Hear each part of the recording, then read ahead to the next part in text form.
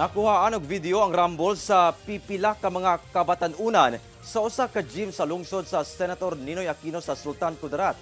Ang maong insidente giimbestiga na sa otoridad. Ani ang detalye. Sa video nga mikatag online, makita kining pipila ka kalalakinan nga dunay gitabangan og kulata, samtang duna say mga nanglabay og mga bangko. Nahitabo kini sa usa ka gym sa Senator Ninoy Aquino, Sultan Kudarat, pasado alas 2:30 sa kadlawon adlawng Domingo.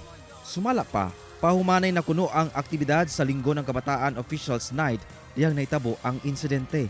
Apan ginasuta pa kung unsay hinungdan lakip na ang pag-ila sa mga nalambigit sa maong Rambol.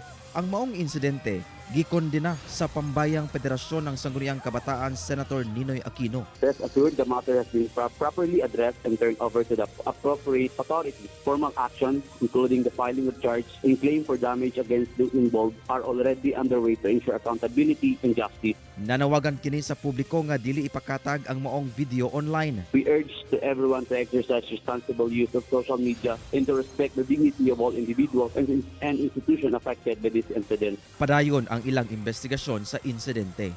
Efren Mamak, 1 Mindanao.